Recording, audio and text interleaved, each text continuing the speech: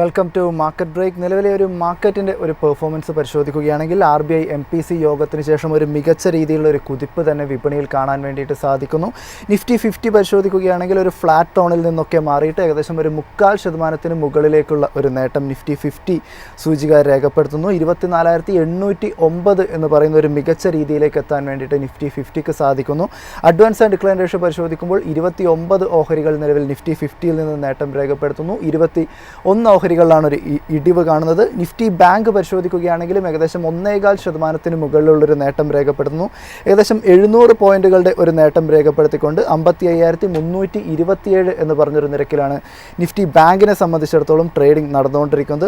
സെക്ടറുകളുടെ ഒരു പെർഫോമൻസ് പരിശോധിക്കുകയാണെങ്കിലും പല സെക്ടറുകളിലും വലിയ രീതിയിൽ തന്നെയുള്ള ഒരു കുതിപ്പുണ്ടാകുന്നു. നിഫ്റ്റി മീഡിയ പരിശോധിക്കുമ്പോൾ 2.5% മുകളിലുള്ള ഒരു നേട്ടം ഉണ്ടാകുന്നു. നിഫ്റ്റി ഫൈനാൻഷ്യൽ സർവീസസ് സൂചിക നിലവിൽ 1.5% ഒരു നേട്ടം രേഖപ്പെടുത്തുന്നു. നിഫ്റ്റി റിയൽറ്റി സൂചിക പരിശോധിക്കുമ്പോഴും 0.25%ഉള്ളൊരു നേട്ടം, ഓട്ടോ സൂചികയിൽ 0.5% മുകളിലുള്ളൊരു നേട്ടവും രേഖപ്പെടുത്തിക്കൊണ്ട് സെക്ടറുകളുടെ ഭാഗത്ത് നിന്ന് വളരെ മികച്ച രീതിയിലുള്ള ഒരു പിന്തുണ തന്നെയാണ് നിലവിലിപ്പോൾ വിപണിക്ക് ലഭിച്ചുകൊണ്ടിരിക്കുന്നത്. മോണിറ്ററി പോളിസിയുടെ കൂടുതൽ അപ്ഡേഷൻസിലേക്കും മറ്റൊക്കെ കടക്കുകയാണെങ്കിൽ റിപ്പോ റേറ്റ് ഒരു അൺചേഞ്ച്ഡ് ആയിട്ടുള്ള ഒരു നിലയിൽ 5.50% എന്ന് പറയുന്ന ഒരു നിരക്കിൽ തന്നെയാണ് റിപ്പോ റേറ്റ് നിലനിർത്തിയിരിക്കുന്നത്. SDFും MSFും പരിശോധിക്കുകയാണെങ്കിൽ SDF 5.25%, MSF റേറ്റ് പരിശോധിക്കുകയാണെങ്കിൽ 5.75% എന്ന് പറയുന്ന ഒരു നിരക്കിലും. ഇതിൽ ഏറ്റവും ശ്രദ്ധേയമായി എടുത്തു പറയേണ്ട ഒരു കാര്യം എന്ന് പറഞ്ഞിട്ടുണ്ടെങ്കിൽ റിസർവ് ബാങ്ക് തങ്ങളുടെ സ്റ്റാൻസ് ന്യൂട്രലായി തന്നെ നിലനിർത്തിയിരിക്കുന്നു എന്നൊരു കാര്യമാണ്. ഒരു അക്കോമഡേറ്റീവ് സ്റ്റാൻസിലേക്ക് റിസർവ് ബാങ്ക് നീങ്ങിയില്ല എന്നൊരു കാര്യം കൂടിയാണ് എടുത്തു പറയേണ്ടത്. ഇൻഫ്ലേഷൻ ഔട്ട്ലുക്ക് പരിശോധിക്കുകയാണെങ്കിൽ 2026 സാമ്പത്തിക വർഷത്തിലെ ഇൻഫ്ലേഷൻ 2.6% ചുരുക്കിയിരിക്കുന്നു. 3.1% ഒരു ഫോർകാസ്റ്റ് നിലവിൽ 2.1% കുറച്ച ഒരു കാഴ്ച കൂടിയാണ് കാണാൻ സാധിക്കുന്നത്. ഇതിൻ്റെ ഒരു കാരണമായിട്ട് റിസർവ് ബാങ്ക് നിലവിൽ ഇപ്പോൾ പറഞ്ഞിരിക്കുന്നത് GST റാഷണലൈസേഷനൊക്കെ തന്നെ പ്രൈസിംഗ് പ്രഷറിലൊക്കെ തന്നെ ഒരു ഈസിനെസ് കൊണ്ടുവന്നിട്ടുണ്ട്. കൂടാതെ ഫുഡ് പ്രൈസൊക്കെ പരിശോധിക്കുകയാണെങ്കിൽ പ്രതീക്ഷിച്ചതിനേക്കാൾ വലിയൊരു കുറവ് ഭക്ഷ്യ ഉൽപ്പന്നങ്ങളുടെ വിലയിലും ഒക്കെ വന്നു എന്നൊരു കാര്യം അവരിപ്പോൾ ചൂണ്ടിക്കാണിക്കുന്നു. 2026 സാമ്പത്തിക വളർച്ച നിലവിൽ റിസർവ് ബാങ്ക് എസ്റ്റിമേറ്റ് ചെയ്തിരിക്കുന്നത് 6.8% എന്നൊരു നിരക്കിലായിരുന്നു. 6.5% നിന്ന് ഒരു വർധനവുണ്ടാകുന്നു. ഈ ഒരു ഗ്രോത്ത് പരിശോധിക്കുകയാണെങ്കിൽ 2026 ഒന്നാം പാദത്തിലും എസ്റ്റിമേറ്റുകളെ മറികടന്നുകൊണ്ട് ഒരു 7.8% ഒരു എക്സ്പ്ലോസീവ് ആയിട്ടുള്ള ഒരു ഗ്രോത്ത് തന്നെ ഇന്ത്യൻ എക്കോണമിക്ക് രേഖപ്പെടുത്താനും സാധിച്ചിട്ടുണ്ടായിരുന്നു. ഈ ഒരു ഗ്രോത്ത് രണ്ടാം പാദത്തിൽ പരിശോധിക്കുകയാണെങ്കിലും എസ്റ്റിമേറ്റിൽ ഒരു നേട്ടമാണുള്ളത്. 6.7% നിന്ന് 7% ഗ്രോത്ത് വളരുന്നു. എന്നാൽ മൂന്നാം പാദത്തിലേക്കും നാലാം പാദത്തിലേക്കും കടക്കുമ്പോൾ 2026 സാമ്പത്തിക വർഷത്തിൽ അത്ര പോസിറ്റീവായിട്ടുള്ള കാര്യമല്ല. 6.6% ഫോർകാസ്റ്റിൽ നിന്ന് 6.4% കുറയ്ക്കുന്നു. നാലാം പാദത്തിലേക്ക് കടക്കുകയാണെങ്കിൽ 6.3% നിന്ന് 6.2% കുറച്ച ഒരു കാഴ്ച കൂടിയായിരുന്നു കാണാൻ വേണ്ടിയിട്ടും സാധിച്ചത്. നിലവിൽ റിസർവ് ബാങ്ക് ഗവർണറുടെ ഒരു കമൻട്രി പരിശോധിക്കുകയാണെങ്കിൽ അദ്ദേഹം ഇന്ത്യയിൽ ഇൻഫ്ലേഷനും കാര്യങ്ങൾക്കും വലിയ പ്രശ്നം ഇല്ല എന്നൊരു വ്യൂ പോയിൻ്റാണ് പങ്കുവച്ചിരിക്കുന്നത്. കൂടാതെ ഡൊമസ്റ്റിക് ഇക്കോണമി വളരെ റിസൈലിയൻ്റ് ആയിട്ട് തന്നെ നിലനിൽക്കുമ്പോഴും എക്സ്റ്റേണൽ ഫാക്ടേഴ്സ് എസ്പെഷ്യലി അദ്ദേഹം പറഞ്ഞത് US താരിഫ് പോലുള്ള പ്രശ്നങ്ങളൊക്കെ തന്നെയാണ് ഇന്ത്യൻ എക്കോണമിക്ക് ഒരു റിസ്കി എലമെൻറ്റ്സ് ആയിട്ട് നിലനിൽക്കുന്നത്. ഇത് ഇന്ത്യൻ റുപ്പിയെ സംബന്ധിച്ചിടത്തോളം ഇന്ത്യൻ എക്സ്പോർട്ടുകളെ സംബന്ധിച്ചിടത്തോളം ഒക്കെ ഒരു തിരിച്ചടിയാകാനുള്ള ഒരു സാധ്യത കൂടിയാണ് അദ്ദേഹം ഇപ്പോൾ പങ്കുവച്ചിരിക്കുന്നത്. ഇന്നത്തെ മോണിറ്ററി പോളിസി മീറ്റിങ്ങിൻ്റെ കൂടുതൽ അപ്ഡേഷൻസും കൂടുതൽ ഡിസ്കഷനും ഒക്കെ ആയിട്ട് ഇപ്പോൾ നമ്മുടെ കൂടെ നിലവിലിപ്പോൾ ഫെഡറൽ ബാങ്കിൻ്റെ മുൻ എക്സിക്യൂട്ടീവ് വൈസ് പ്രസിഡൻ്റായിട്ടുള്ള ബാബു സാർ ജോയിൻ ചെയ്യുന്നതായിരിക്കും. Good afternoon sir. Yes, good afternoon sir. ഇന്നത്തെ ഒരു MPC പരിശോധിക്കുകയാണെങ്കിൽ കാണാൻ വേണ്ടിയിട്ട് സാധിക്കുന്നത് കാര്യമായിട്ടുള്ള ഒരു ഇൻഫ്ലേഷണറി പ്രഷറും ഒന്നും നിലനിൽക്കാത്ത ഒരു സമയത്തായിരുന്നു ഈ ഒരു MPC മീറ്റിംഗ് ഒക്കെ നടന്നിരുന്നത്. അതുകൊണ്ട് തന്നെ തീർച്ചയായിട്ടും ഒരു റേറ്റ് കട്ടിനുള്ള ഒരു അവസരം അവിടെ ഉണ്ടായിരുന്നു. പക്ഷേ വന്നിരിക്കുന്നത് ഒരു അൺആനിമസ്ലി ആയിട്ട് ഐക്യകണ്ഠേന തന്നെ എല്ലാവരും ഇപ്പോൾ തീരുമാനിച്ചിരിക്കുന്നത് ഒരു റേറ്റ് കട്ട് വേണ്ട എന്നുള്ളൊരു കാര്യമാണ് റിസർവ് ബാങ്ക് അറിയിച്ചിരിക്കുന്നത്. ഇതിനെ സംബന്ധിച്ചിടത്തോളമുള്ള താങ്കളുടെ ഒരു പ്രതികരണം എന്താണ്?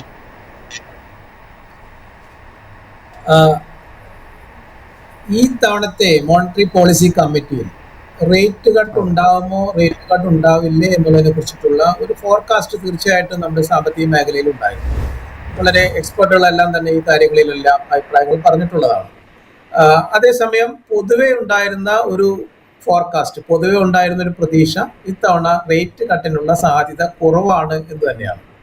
അതിന് പ്രധാനമായിട്ടും ആ രീതിയിലുള്ള കാര്യങ്ങൾ ഒരു സപ്പോർട്ടീവായിട്ടുള്ള കാര്യങ്ങൾ എന്തായിരുന്നു എന്ന് വെച്ച് കഴിഞ്ഞാൽ നമ്മുടെ റിസർവ് ബാങ്ക് ഓഫ് ഇന്ത്യ കഴിഞ്ഞ 2 തവണ 3 തവണയായിട്ട് ഒരു 100 ബേസിസ് പോയിന്റ്സ് റേറ്റ് കട്ട് നടത്തിയ സമയത്ത് സപ്പോർട്ടീവ് ആയിട്ടുള്ള റേറ്റ് കട്ട് മെഷറാണ് നമ്മൾ എടുക്കുന്നത്, അത് ഫ്രണ്ട് ലോഡഡ് ആയിട്ട് ചെയ്യുകയാണ് എന്ന് പറഞ്ഞുകൊണ്ട് തന്നെയായിരുന്നു 50 ബേസിസ് പോയിന്റ്സിന്റെ റിഡക്ഷൻ അവസാനത്തെ മോണിറ്ററി പോളിസി കമ്മിറ്റിയുടെ തീരുമാനത്തിൽ റിസർവ് ബാങ്ക് ഓഫ് ഇന്ത്യ പ്രഖ്യാപിച്ചത്. അതിനോടൊപ്പം തന്നെ കഴിഞ്ഞ തവണ ക്യാഷ് റിസർവ് റേഷ്യോയിലും 50 ബേസിസ് പോയിന്റ്സിന്റെ കുറവുണ്ടാവും. അത് സെപ്റ്റംബർ മാസം മുതൽ നവംബർ മാസം വരെയുള്ള ഒരു സമയത്തായിരിക്കും അതിന്റെ ഇംപ്ലിമെന്റേഷൻ എക്സിക്യൂഷൻ വരിക എന്നുള്ള രീതിയിലായിരുന്നുള്ള 2 ഇമ്പോർട്ടന്റ് മെഷേഴ്സ് പറഞ്ഞിരുന്നതാണ്. അതുകൊണ്ടാണ് ഇതിന് തൊട്ട് മുൻപ് നടന്ന മോണിറ്ററി പോളിസി കമ്മിറ്റിയിലും റേറ്റ് കട്ട് ഇല്ലാതിരുന്നതും ഇത്തവണയും വീണ്ടും ആ ഒരു സ്റ്റാറ്റസ് കോ നിലനിർത്തുകയും റിസർവ് ബാങ്ക് ഓഫ് ഇന്ത്യയുടെ മോണിറ്ററി പോളിസി കമ്മിറ്റിയുടെ ഡിസിഷനിൽ നിലനിർത്തുകയും ചെയ്യുന്നത്. അതേസമയം മോണിറ്ററി പോളിസി കമ്മിറ്റിയുടെ ഡിസിഷന്റെ ചർച്ചയുടെ ഭാഗമായിട്ടോ അല്ലെങ്കിൽ മാറിയ സാഹചര്യത്തിൽ അനുസരിച്ച് നോക്കുമ്പോഴോ 25 ബേസിസ് പോയിന്റ്സ് എങ്കിലും 25 ബേസിസ് പോയിന്റ്സ് എങ്കിലും കുറയ്ക്കും എന്നുള്ളൊരു പ്രതീക്ഷ ഒരു സെക്ഷൻ ഓഫ് ഉണ്ടായിരുന്നു. വിപണിയുടെ സാമ്പത്തിക മേഖലയിലെ ചർച്ചകൾ നടത്തുമ്പോൾ തന്നെ കുറച്ചു പേർക്കെങ്കിലും അങ്ങനെ ഒരു അഭിപ്രായം ഉണ്ടായിരുന്നു.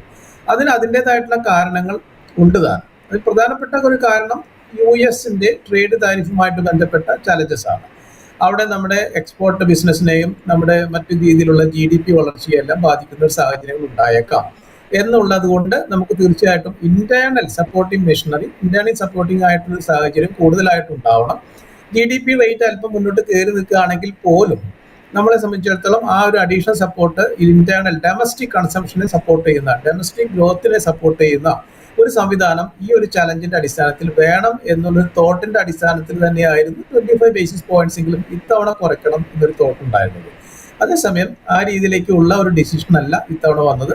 ഇത്തവണ 6 മെമ്പർമാരും മോണിറ്ററി പോളിസി കമ്മിറ്റിയുടെ 6 മെമ്പർമാരും യുനാനിമസ് ആയിട്ട് തന്നെ ഒരു ഡിസിഷനാണ് എടുത്തത്. നമുക്ക് അല്പം കൂടെ പ്രൂഡൻഷ്യലായിട്ട് കൺസർവേറ്റീവായിട്ട് കാര്യങ്ങളെ വിലയിരുത്തിക്കൊണ്ട് തന്നെ നമുക്ക് റേറ്റ് കട്ടിലേക്ക് പോയാൽ മതി.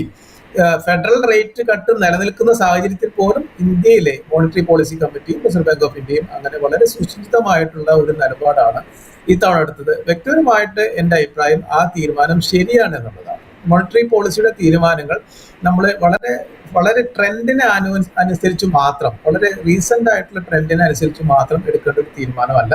അത് വളരെ ഒരുപാട് കാര്യങ്ങൾ മുന്നിൽ കണ്ടുകൊണ്ടും നിലവിലുള്ള സാഹചര്യങ്ങൾ മനസ്സിലെടുക്കുമ്പോൾ തന്നെ മുന്നിൽ കണ്ടുകൊണ്ടും എടുക്കേണ്ട ഒരു തീരുമാനമാണ്.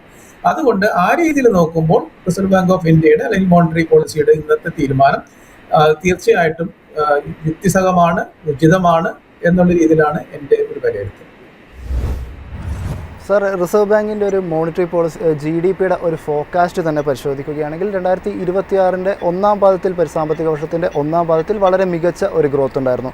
രണ്ടാം പാദത്തിലും മുൻപത്തെ ഫോർകാസ്റ്റിനേക്കാൾ മികച്ച ഒരു ഗ്രോത്ത് തന്നെയാണ് അവർ പറഞ്ഞിരിക്കുന്നതും. എന്നാൽ മൂന്നാം പാദത്തിലേക്ക് കടക്കുമ്പോഴും നാലാം പാദത്തിലേക്ക് കടക്കുമ്പോഴും ഈ ഒരു ഗ്രോത്ത്, അതായത് മുൻപത്തെ ഫോർകാസ്റ്റ് മീറ്റ് ചെയ്യാൻ വേണ്ടിയിട്ട് സാധിക്കുന്നില്ല. ഒരു റിഡക്ഷനാണ് ആ ഒരു ഫോർകാസ്റ്റിലൊക്കെ വന്നിരിക്കുന്നത്. ഈ ഒരു സാഹചര്യം പരിശോധിക്കുമ്പോൾ ഒരു അഡീഷണൽ ലിക്വിഡിറ്റി സപ്പോർട്ട് റിസർവ് ബാങ്കിൻ്റെ ഭാഗത്ത് നിന്ന് കൂടി ലഭിച്ചിരുന്നെങ്കിൽ ഇക്കണോമിയുടെ ഗ്രോത്ത് കുറേയും കൂടി ഒരു സ്മൂത്തർ ആകുമായിരുന്നു എന്ന് സാറിന് തോന്നുന്നുണ്ടോ? അത് എപ്പോഴും നമ്മൾ പ്രതീക്ഷിക്കുന്ന ഒരു കാര്യം തന്നെയാണ്. അത് മാത്രമല്ല, റിസർവ് ബാങ്ക് ഓഫ് ഇന്ത്യയുടെ മാൻഡേറ്റിൽ വരുന്ന കാര്യം തന്നെയാണ്. ഇൻഫ്ലേഷൻ, നമ്മൾ നേരത്തെ സൂചിപ്പിച്ചതുപോലെ ഇൻഫ്ലേഷൻ താഴെ നിൽക്കുന്നു എന്നുള്ള സാഹചര്യം കംഫർട്ടബിൾ ആയിട്ട് ലെവലിൽ ഉണ്ടെങ്കിൽ പോലും ലിക്വിഡിറ്റി എൻഷുർ ചെയ്യേണ്ടതും ഗ്രോത്തിനെ സപ്പോർട്ട് ചെയ്യേണ്ടതുമായിട്ടുള്ള ഒരു മാൻഡേറ്റും കൂടെ റിസർവ് ബാങ്ക് ഓഫ് ഇന്ത്യക്ക് ഉണ്ട്. അതുകൊണ്ട് അത്തരം കാര്യങ്ങളിലുള്ള സപ്പോർട്ട് റിസർവ് ബാങ്ക് ഓഫ് ഇന്ത്യയുടെ ഭാഗത്തു നിന്ന് തീർച്ചയായിട്ടും ഉണ്ടാവണം. അതുകൊണ്ട് തന്നെയാണ് ഇന്ന് reserve bank of India governor monetary policy കമ്മിറ്റിയുടെ തീരുമാനങ്ങളിൽ റിപ്പോ റേറ്റിൽ മാറ്റം വരുത്തുന്നില്ല, സ്റ്റാറ്റസ് കോ മെയിൻറ്റെയിൻ ചെയ്യുന്നു, അല്ലെങ്കിൽ സ്റ്റാൻസ് ന്യൂട്രൽ ആയിട്ട് നിലനിർത്തുന്നു എന്ന് പറഞ്ഞപ്പോൾ പോലും ലിക്വിഡിറ്റിയെ സപ്പോർട്ടിംഗ് ആയിട്ടുള്ള മെഷേഴ്സ് ഓൾറെഡി സിസ്റ്റത്തിൽ കൊണ്ടുവന്നിട്ടുണ്ട്. അതിൻ്റെ ട്രാൻസ്മിഷൻ ഇനിയും നടക്കാനുണ്ട് എന്നുള്ള രീതിയിലുള്ള ഒരു അഡീഷണൽ ആയിട്ടുള്ള ഒരു കോൺഫിഡൻസ് അല്ലെങ്കിൽ ഒരു ക്ലാരിഫിക്കേഷൻ ഇന്നത്തെ മോണിറ്ററി പോളിസി കമ്മിറ്റിയുടെ തീരുമാനം അനൗൺസ് ചെയ്യുന്ന കൂട്ടത്തിൽ റിസർവ് ബാങ്ക് ഓഫ് ഇന്ത്യയുടെ ഗവർണർ ആവർത്തിച്ച് പറഞ്ഞിട്ടുള്ളത്. അതിൽ ഏറ്റവും പ്രധാനപ്പെട്ട അദ്ദേഹം പറഞ്ഞൊരു കാര്യം ശ്രദ്ധിച്ചാൽ അറിയാം. ഇപ്പോൾ തന്നെ ലിക്വിഡിറ്റി സിസ്റ്റത്തിൽ 2.10 lakh crore ഇപ്പോൾ തന്നെ ഡെയിലി സർപ്ലസ് ആണ്. അതായത് സിസ്റ്റത്തിൽ ഇപ്പോൾ തന്നെ 2 ലക്ഷം കോടിയേക്കാൾ അധികം തുക ഓരോ ദിവസം ദിനം പ്രതി സിസ്റ്റത്തിൽ ലിക്വിഡിറ്റി ഇപ്പോൾ തന്നെ നിലനിൽക്കുന്നുണ്ട്. അപ്പൊ അതിനർത്ഥം ലിക്വിഡിറ്റി സിസ്റ്റത്തിലുണ്ട്. അഡീഷണൽ ആയിട്ട് ഒരു റിപ്പോ റേറ്റ് കട്ട് വഴി അഡീഷണൽ ആയിട്ട് ഒരു ലിക്വിഡിറ്റി കൊണ്ടുവരേണ്ട ഒരു സമ്മർദ്ദം ഇപ്പോൾ സിസ്റ്റത്തിൽ ഇല്ല എന്നാണ് ഒരു കാര്യം അദ്ദേഹം പറഞ്ഞത്. മറ്റൊന്ന് അദ്ദേഹം കൂട്ടത്തിൽ ചേർത്തത് നേരത്തെ ഞാൻ സൂചിപ്പിച്ചതുപോലെ ക്യാഷ് റിസർവ് റേഷ്യോയുടെ ട്രാൻസ്മിഷൻ, അതിന്റെ രണ്ടാമത്തെ ട്രാൻഷ് ഇനി ഇവിടെ നിന്ന് അങ്ങോട്ടുള്ള 2 മാസങ്ങളിലാണ് വരുന്നത്. ഒക്ടോബറിലും നവംബറിലും കൂടിയാണ് ക്യാഷ് റിസർവ് റേഷ്യോയുടെ രണ്ടാമത്തെ ട്രാൻഷ് ആയിട്ടുള്ള 25 ബേസിസ് പോയിന്റ്സിന്റെ അഡീഷണൽ റിലീസ് ഓഫ് ഫണ്ട്സ് വരുന്നത് ഈ ഒക്ടോബർ മാസവും നവംബർ മാസത്തിലായിട്ടാണ്. അപ്പൊ അവിടെ ഒരു അഡീഷണൽ സപ്പോർട്ട് ഉണ്ടാവും. അത് കൂടാതെ അദ്ദേഹം ഈ പറഞ്ഞ ചലഞ്ചസിനെ വീണ്ടും, അതായത് ലിക്വിഡിറ്റിയെ എൻഷുർ ചെയ്യാനും കൺസംഷനെ സപ്പോർട്ട് ചെയ്യാനായിട്ടുള്ള ഒരു സംവിധാനം GSTയുടെ റീവിസിറ്റ് മൂലം, GST റേറ്റ് 5% അല്ലെങ്കിൽ 18% ആയി റീവിസിറ്റ് ചെയ്ത് വഴി അല്ലെങ്കിൽ കുറച്ചത് വഴി ആളുകളുടെ കയ്യിൽ കൂടുതലായിട്ടുള്ള ഒരു ലിക്വിഡിറ്റി സംവിധാനം ഉണ്ടാവും, കൺസംഷൻ കൂടും. ഈ 2 കാര്യങ്ങൾ തീർച്ചയായിട്ടും നമ്മുടെ ഗ്രോത്തിനെ സപ്പോർട്ട് ചെയ്യും. അപ്പൊ അഡീഷണൽ ആയിട്ടുള്ള ലിക്വിഡിറ്റി മെഷർ ഇത്തവണ അഡീഷണൽ ആയിട്ടില്ലെങ്കിൽ പോലും അത് സംഭവിക്കും. കൂടാതെ അദ്ദേഹം പറഞ്ഞിരിക്കുന്ന ഒരു ഫോർകാസ്റ്റ് ഇതുപോലെ തന്നെ നല്ല മൺസൂൺ ആണ്, നമുക്ക് ഹാർവസ്റ്റ് എല്ലാം ഉണ്ടാവും. അപ്പം അഗ്രികൾച്ചറൽ പ്രൊഡ്യൂസേഴ്സ് കൂടുതലുണ്ടാവും. അതിന്റെ അടിസ്ഥാനത്തിൽ അതിൻ്റെതായിട്ടുള്ള സപ്പോർട്ടീവ് മെഷീനറി ഗ്രോത്ത് സംവിധാനത്തിൽ ഉണ്ടാകും. ഇൻഫ്ലേഷൻ, ഫുഡ് ഇൻഫ്ലേഷൻ കുറവായിരിക്കും. ഇൻട്രൊഡക്ഷനിൽ തന്നെ സൂചിപ്പിക്കുകയുണ്ടായി ഫുഡ് ഇൻഫ്ലേഷന്റെ കാര്യത്തിൽ കുറവ് വന്നിട്ടുണ്ട്, ഇനിയും അതിൽ കുറവും ഉണ്ടാവും എന്ന് തന്നെയാണ് പ്രതീക്ഷിക്കുന്നത്. അപ്പോൾ ഇൻഫ്ലേഷന്റെ ഒരു ത്രെട്ട് അവിടെ നമ്മൾ പ്രതീക്ഷിക്കുന്നില്ല. അതുകൂടാതെ നമ്മൾ നേരത്തെ കൊടുത്തിരിക്കുന്ന 100 ബേസിസ് പോയിന്റ്സിന്റെ ട്രാൻസ്മിഷൻ ഇപ്പോഴും കംപ്ലീറ്റ് ആയിട്ടില്ല. പല ബാങ്കുകളും അത് പൂർണ്ണമായിട്ടും നൽകിയിട്ടുണ്ടെങ്കിലും ആ സിസ്റ്റത്തിൽ പ്രത്യേകിച്ചും MCLR മുതലായിട്ടുള്ള ഒരു 40% കവർ ചെയ്ത് നിൽക്കുന്നത് ബാങ്കുകളുടെ ലോണിലെല്ലാം ഏകദേശം 40% എല്ലാം MCLRലേക്ക് നിൽക്കുന്ന ലോണുകളാണ്. അപ്പോൾ റീപ്പോ റേറ്റിന്റെ കുറവ് അനുസരിച്ചുള്ള ട്രാൻസ്മിഷൻ ഇപ്പോഴും കംപ്ലീറ്റ് ആയിട്ടില്ല. അപ്പൊ അതിന്റെ ഒരു ഇമ്പാക്ട് മുഴുവനും നമ്മൾ മനസ്സിലാക്കാനിരിക്കുന്നുള്ളൂ, കൂടുതലായിട്ടുള്ള ഒരു ഇമ്പാക്ട് അതിലേക്ക് വരാനിരിക്കുന്നതേ ഉള്ളൂ എന്നുള്ള രീതിയിലും അദ്ദേഹം പറഞ്ഞിട്ടുണ്ട്. അപ്പോൾ ഈ ഒരു 5-6 മെഷേഴ്സ് നിലനിൽക്കുന്ന ഒരു സാഹചര്യത്തിൽ ലിക്വിഡിറ്റി എൻഷുർ ചെയ്യാനും ഗ്രോത്തിനെ സപ്പോർട്ട് ചെയ്യാനുമായിട്ടുള്ള ഒരു സംവിധാനം, പ്രത്യേകിച്ചും ഡിമാൻഡ് സൈഡിലുള്ള വളർച്ചയും കൺസപ്ഷൻ സൈഡിലുള്ള വളർച്ചയെല്ലാം പ്രതീക്ഷിക്കുന്ന ഈ ഒരു സാഹചര്യത്തിൽ അത് സാധിക്കുമെന്നാണ് റിസർവ് ബാങ്ക് ഓഫ് ഇന്ത്യയുടെ ഗവർണർ എന്ന് പറഞ്ഞിട്ടുള്ളത് അദ്ദേഹം. അപ്പൊ അതുകൊണ്ട് റിസർവ് ബാങ്ക് ഓഫ് ഇന്ത്യക്ക് നൽകിയിരിക്കുന്ന മാൻഡേറ്റ് ഗ്രോത്തിനെ ഫോക്കസ് ചെയ്തുകൊണ്ട് തന്നെ വേണം ഇൻഫ്ലേഷനും ലിക്വിഡിറ്റി മാനേജ് ചെയ്യേണ്ടത് എന്ന് റിസർവ് ബാങ്ക് ഓഫ് ഇന്ത്യക്ക് കൊടുത്തിരിക്കുന്ന മാൻഡേറ്റ്, അതും കൂടെ മനസ്സിൽ കണ്ടുകൊണ്ട് തന്നെയാണ്, അതും കൂടെ ഫാക്ടർ ചെയ്തുകൊണ്ട് തന്നെയാണ് ഇത്തവണ ഈ റേറ്റ് റിഡക്ഷൻ വേണ്ട, സ്റ്റാറ്റസ് കോ മെയിൻറ്റെയിൻ ചെയ്യാം എന്ന് തീരുമാനിച്ചിട്ടുള്ളത്. അതുകൊണ്ടാണ് ഞാൻ നേരത്തെ സൂചിപ്പിച്ചത് ആ റേറ്റ് റിഡക്ഷൻ ഏതായാലും ഉചിതമായിട്ടുള്ളത് തന്നെയാണ്. അതേസമയം അഡീഷണൽ ആയിട്ട് ഒരു കാര്യം കൂടെ ഞാനിവിടെ പറയാൻ ആഗ്രഹിക്കുകയാണ്. റിസർവ് ബാങ്ക് ഓഫ് ഇന്ത്യയുടെ ഈ തീരുമാനം നമ്മൾ ഉചിതമാണ്, സംയോജിതമാണ് എന്ന് പറയുമ്പോൾ പോലും RBIയുടെ തീരുമാനങ്ങളിലും അദ്ദേഹത്തിന്റെ പ്രഖ്യാപനങ്ങളിലും പറഞ്ഞിരിക്കുന്ന കൺസിഡർ ചെയ്തിരിക്കുന്ന ഫാക്ടേഴ്സ് തന്നെയാണ് എന്നുണ്ടെങ്കിലും വളരെ അൺസർട്ടൺ ആയിട്ടുള്ള ഒരു സാമ്പത്തിക സാഹചര്യത്തിലാണ് ഇന്ത്യ അടക്കമുള്ള ലോകരാജ്യങ്ങളെല്ലാം ഇപ്പോൾ നിലനിൽക്കുന്നത്. ഇന്ത്യയെ സംബന്ധിച്ചിടത്തോളം US ട്രേഡ് താരിഫ് എന്ന് പറയുന്നത് ഇപ്പോഴും ഒരു തീരുമാനമാവാത്ത ഒരു കീറാമുട്ടിയായി നിലനിൽക്കുകയാണ്. ആ സാഹചര്യം നിലനിൽക്കുന്ന ഒരു സാഹചര്യത്തിൽ നമ്മൾ 6.8% GDP ഈ സാമ്പത്തിക വർഷം ഉയരും എന്നുള്ള ഒരു ഫോർകാസ്റ്റ് ഒരു പക്ഷേ എത്രമാത്രം ഒരു റിയലിസ്റ്റിക് ആയിരിക്കും എന്ന് നമ്മൾ കണ്ടറിയേണ്ടതുണ്ട്. അങ്ങനെയാണെങ്കിൽ ഒരു പക്ഷേ ഡിസംബറോട് കൂടെ അടുത്ത മോണിറ്ററി പോളിസിയുടെ തീരുമാനങ്ങൾ വരുന്ന സമയത്ത് ഇതുപോലെ 25 ബേസിസ് പോയിന്റ്സ് വീണ്ടും കുറയ്ക്കാനും അഡീഷണൽ ലിക്വിഡിറ്റി എൻഷുർ ചെയ്യാനും റിസർവ് ബാങ്കിന് സാധിക്കും. കൺസിസ്റ്റൻസിയും ഏജിലിറ്റിയും ഡൈനമിസം എല്ലാം തന്നെ റിസർവ് ബാങ്ക് ഓഫ് ഇന്ത്യയുടെ തീരുമാനങ്ങളിൽ എപ്പോഴും ഉള്ള കാര്യങ്ങളാണ്. അതുകൊണ്ട് അടുത്ത മോണിറ്ററി പോളിസി കമ്മിറ്റിയുടെ തീരുമാനങ്ങൾ വരുന്ന സമയത്ത് അന്നത്തെ സാഹചര്യം വിലയിരുത്തിക്കൊണ്ട് ഗ്രോത്തിനെ സപ്പോർട്ടീവായിട്ട് ചെയ്യാനായിട്ടുള്ള കാര്യങ്ങളുണ്ടാവും. ജിയോ പൊളിറ്റിക്കൽ ഡിഫിക്കൽട്ടീസ് ഉണ്ട്, അതും ഫാക്ടർ ചെയ്തിട്ടുണ്ട്. യുദ്ധ സാഹചര്യങ്ങളെല്ലാം ഫാക്ടർ ചെയ്തിട്ടുണ്ട്. പക്ഷേ ഈ സാഹചര്യങ്ങളൊക്കെ നിലനിൽക്കുന്ന ഒരു സിറ്റുവേഷനിൽ വേണമെങ്കിൽ 25 ബേസിസ് പോയിന്റ്സിന്റെ അഡീഷണൽ സപ്പോർട്ട് ഇപ്പോൾ തന്നെ കൊടുത്തിരുന്നെങ്കിൽ GDPയുടെ ഗ്രോത്ത് 6.8% പ്രൊജക്റ്റ് ചെയ്യുന്നതിനെ കുറച്ചും കൂടെ സപ്പോർട്ട് ചെയ്യാൻ സാധിക്കുമായിരുന്നു. അല്ലെങ്കിൽ നമുക്ക് 3 മന്ത്സിന്റെ ഒരു വിൻഡോ മാത്രമേ ഗ്രോത്തിന് ലഭിക്കുകയുള്ളൂ. അതുകൊണ്ടായിരുന്നു 25 ബേസിസ് പോയിന്റ്സിന്റെ ഒരു കുറവ് ഇത്തവണ ഉണ്ടായിരുന്നെങ്കിൽ നല്ലത് എന്ന് മറിച്ചൊരു അഭിപ്രായം വന്നത്. ആ രീതിയിൽ നോക്കുമ്പോൾ ആ അഭിപ്രായവും വളരെ വാലിഡ് ആയിട്ടുള്ള ഒരു അഭിപ്രായം തന്നെയായിട്ടാണ് എനിക്ക് തോന്നുന്നത്. റേറ്റിനെ പറ്റി സൂചിപ്പിക്കുകയുണ്ടായി, ഗ്രോത്ത് എൻഷുർ ചെയ്യുക എന്നുള്ളതാണ്. ഇപ്പോൾ ഗവൺമെൻറ്റിൻ്റെ ഭാഗത്ത് നിന്ന് നോക്കുകയാണെങ്കിൽ വലിയ രീതിയിലൊരു സപ്പോർട്ട്, അതായത് GST റാഷണലൈസേഷൻ കൊണ്ടുവന്നത് കൺസംഷൻ മേഖലയ്ക്ക് വലിയൊരു സപ്പോർട്ടായിരുന്നു. കൂടാതെ ഇൻകം ടാക്സിൻ്റെ സ്ലാബ് വർദ്ധിപ്പിക്കുക വഴിയും ഗവൺമെൻറ്റിൻ്റെ ഭാഗത്ത് നിന്ന് വലിയൊരു സപ്പോർട്ട് നൽകിയിട്ടുണ്ടായിരുന്നു. കൂടാതെ താരിഫ് അനിശ്ചിതത്വങ്ങളും മറ്റുമൊക്കെ സാറ് സൂചിപ്പിക്കുകയുമുണ്ടായി. ഇവയൊക്കെ നിലനിൽക്കുന്ന ഒരു സാഹചര്യത്തിൽ സ്വാഭാവികമായിട്ടും ഒരു ഗ്രോത്ത് മോഡൽ ഫോക്കസ് ചെയ്യുകയാണെങ്കിൽ അല്ലെങ്കിൽ ഒരു പ്രോ ഗ്രോത്ത് ഓറിയൻറ്റഡ് ആയിട്ടുള്ള ഒരു മെഷർ ആയിരുന്നില്ലേ റിസർവ് ബാങ്ക് കൂടുതലും തീർച്ചയായിട്ടും സ്വീകരിക്കേണ്ടത്. ഇതിപ്പോൾ ഗവൺമെൻറ് സ്വീകരിച്ച ഒരു മാർഗത്തിന് എതിരായ ഒരു ദിശ റിസർവ് ബാങ്ക് സ്വീകരിച്ചു എന്ന് പറയാമോ, പറ്റുമോ? അത് എപ്പോഴും ഒരു വളരെ വളരെ ഒരു ഒരു ഒരു വാലിഡ് ആയിട്ടുള്ള ഡിസ്കഷനാണ്.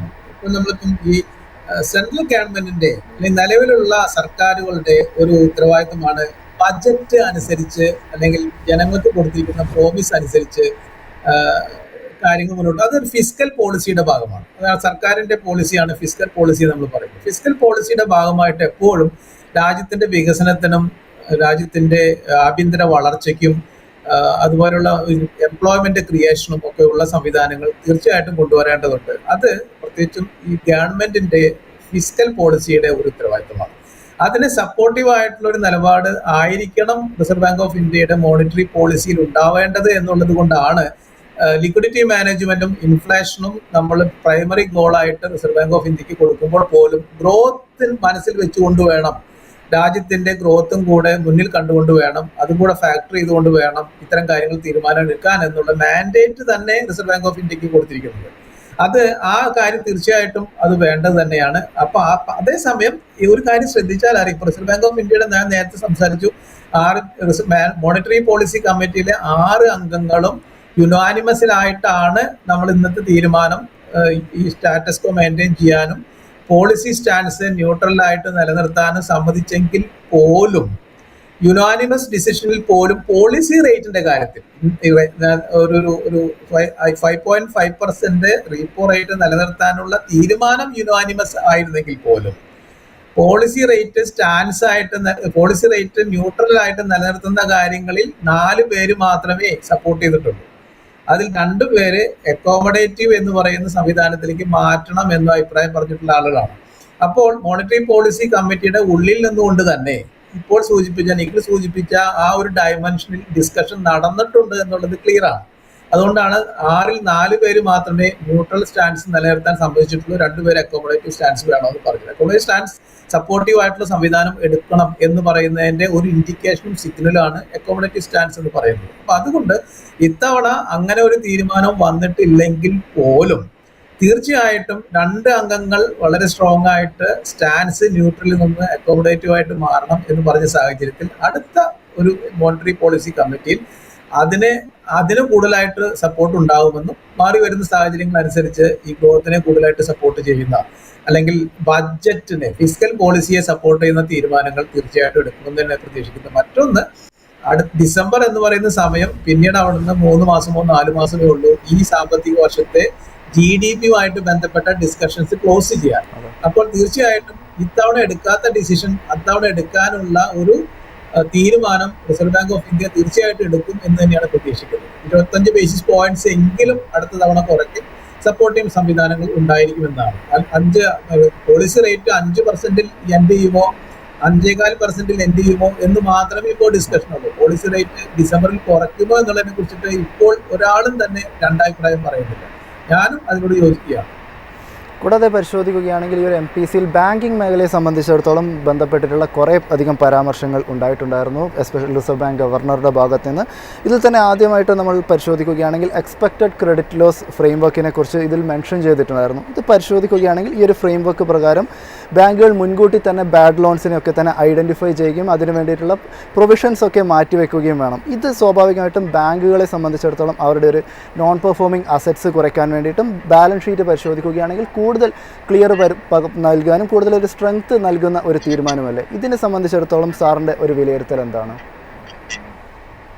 ബാങ്കുകളുടെ ലോൺ ബുക്കിനെ കുറിച്ച്, അസറ്റ് ബുക്ക് വളരെ ശക്തമായിരിക്കണം, അതിൻ്റെ ഹെൽത്ത് വളരെ ശക്തമായിരിക്കണം. ഏതെങ്കിലും രീതിയിലുള്ള ബുദ്ധിമുട്ടുകൾ മുന്നിൽ കാണുന്നുണ്ടെങ്കിൽ, തിരിച്ചടവ് സംബന്ധിക്കുന്ന ബുദ്ധിമുട്ടുകൾക്ക് മുന്നിൽ കാണുന്നുണ്ടെങ്കിൽ അതനുസരിച്ചുള്ള പ്രൊവൈഡ് ചെയ്യണം എന്ന് നിലവിൽ റിസർവ് ബാങ്ക് ഓഫ് ഇന്ത്യയുടെ വളരെ കർശനമായിട്ടുള്ള നിർദ്ദേശങ്ങളും പോളിസികളും നിലവിലുണ്ട്. ബാങ്കുകൾ അതിൻ്റെ ഉള്ളിൽ നിന്നുകൊണ്ട് തന്നെയാണ് പ്രവർത്തിച്ചു പോരുന്നത്. അതേസമയം കഴിഞ്ഞ 1 വർഷം മുൻപ് മുതൽ 1 വർഷത്തിനേക്കാൾ മുൻപ് തന്നെ റിസർവ് ബാങ്ക് ഓഫ് ഇന്ത്യ പറഞ്ഞിരിക്കുന്നത് ഇപ്പോൾ നിലവിലുള്ള പ്രൊവിഷനിങ് സംവിധാനം പോരാ.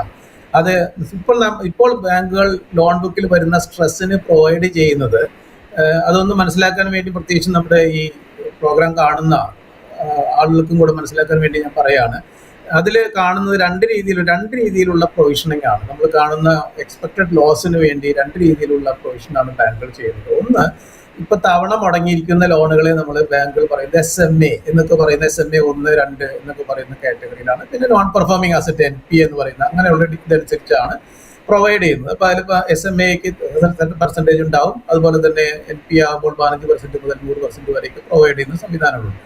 ഇപ്പം ഈ എക്സ്പെക്ടഡ് ക്രെഡിറ്റ് ലോസ് എന്ന് പറയുന്ന ഈ പുതിയൊരു ഡിസ്കഷന്റെ അടിസ്ഥാനത്തിൽ റിസർവ് ബാങ്ക് ഓഫ് ഇന്ത്യ പറഞ്ഞിരിക്കുന്നത്, ഇത് ഒരു ലോൺ അടവ് മുടങ്ങുന്ന സാഹചര്യം പോലും എത്തേണ്ട, അല്ലെങ്കിൽ NP ആവുന്ന സാഹചര്യം പോലും എത്തേണ്ട, അതിനു മുൻപ് തന്നെ ഈ ലോണിന്റെ തിരിച്ചടവിലോ അല്ലെങ്കിൽ ആ ലോണിന്റെ ഹെൽത്തിലോ എന്തെങ്കിലും ബുദ്ധിമുട്ടുകൾ മുന്നിൽ കാണുകയാണെങ്കിൽ അതനുസരിച്ച് കൂടുതലായിട്ട് പ്രൊവൈഡ് ചെയ്യണം എന്നാണ് ഈ എക്സ്പെക്ടഡ് ക്രെഡിറ്റ് ലോസ് ECL എന്ന് പറയുന്ന പ്രോഗ്രാം വഴി റിസർവ് ബാങ്ക് ഓഫ് ഇന്ത്യ ബാങ്കുകൾക്ക് നൽകിയിരിക്കുന്ന നിർദ്ദേശം. അത് എത്ര % വേണം എന്നുള്ള കാര്യങ്ങളൊക്കെ നേരത്തെ തീരുമാനിച്ചു വെച്ചിട്ടുള്ളതാണ്.